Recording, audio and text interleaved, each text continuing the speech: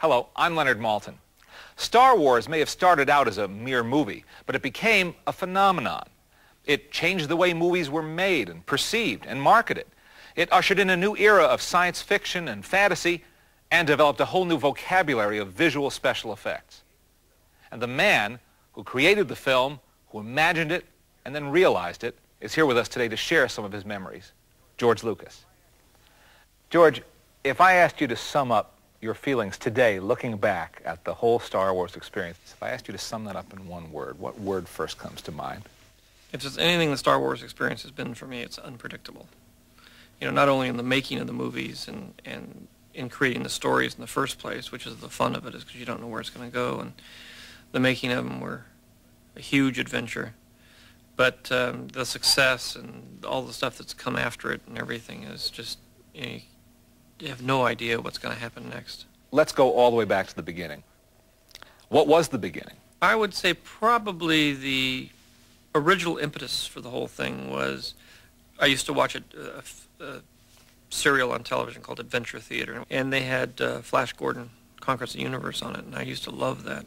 So I went off and wrote my own space opera and developed the story and took it to United Artists that had the first rights to it. They said no, they didn't want it, and then I took it to Universal because I just finished American Graffiti, and they said no, they didn't want it.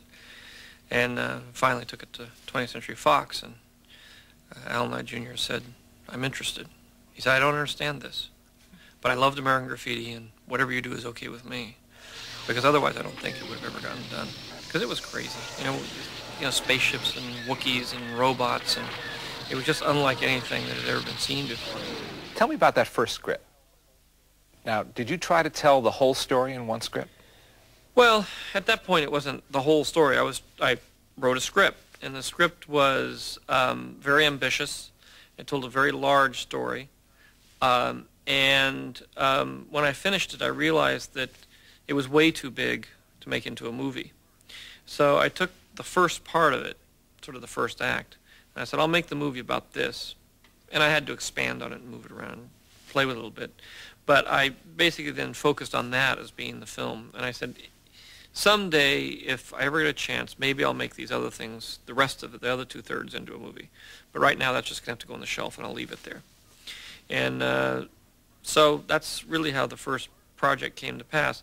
The other part of it is in order to write that first script, I had to write a backstory about where Darth Vader came from, how the kids evolved, his wife, how Ben related to all that, how the Emperor came to power. And that ended up being the basis for the projects that I'm working on now. You have a go-ahead on the script. You're revising it as you're preparing now to shoot the movie. How do you begin to prepare to shoot this movie? I went around and there were no departments at the studios, no one to do this.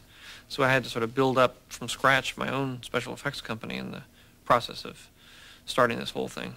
How do you find people? How do you find the right people to do that kind of thing and to invent things, which is what they had to do? Yeah, there was a small group of people that had done special effects.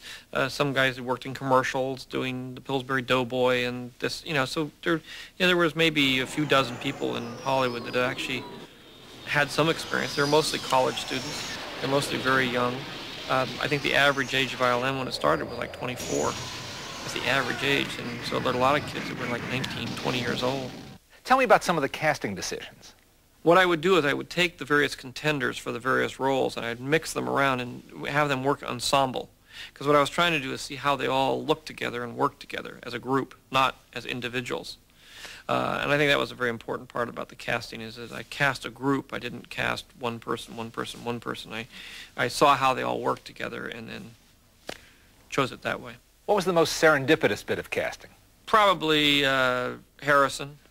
Fred Roos, who was helping with my casting, was a good friend of Harrison's, and so he had him. He was a carpenter, and he sort of had him. I mean, he'd been an actor and he'd been under contract, but he was working as a carpenter, fixing their offices up.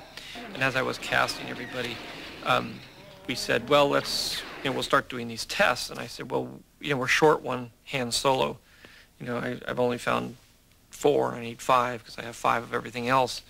And so I just said, well, Harrison, do you want to do this? You want to stand and sort of read some parts against these other parts so we can get through this thing? And he said, yeah, and he started reading them, and he read them better than anybody else did. What was the toughest part of making Star Wars? Well, there was a lot of drama through the whole thing. It was a very tough film to make. It was a fairly low-budget film. You know, it was a $10 million movie at a time when most movies were, the big-time movies were $20, $30 million. How much of that went to effects? Well, $2 million went to effects. There weren't very many effects. And I think the toughest part was when I finished shooting, I came back to the United States. I had no editor. I had to reassemble the entire movie of what had been cut, start from scratch. I went down to ILM, and they'd spent $1 million out of the $2 million. We were about 5 months away from release of the movie, and they didn't have any shots done. And I was panicked because I had nothing. I had no movie. I had no effects. I had a big mess on my hands. When did you know it was working, that it was turning into a phenomenon with the public? It was, it wasn't really until it came out and it was in the theaters. I was still, even the day it came out, and Laddie called me and said, it's a hit, the first 3 performances sold out, it's going to be giant. I said, look, all science fiction films do well in the first week. Wait until the 3rd week, and then let's see what happens. So I was always the pessimist. I'm sure you know how much Star Wars means to so many, many people around the world. We all appreciate you sharing your memories with us today, George.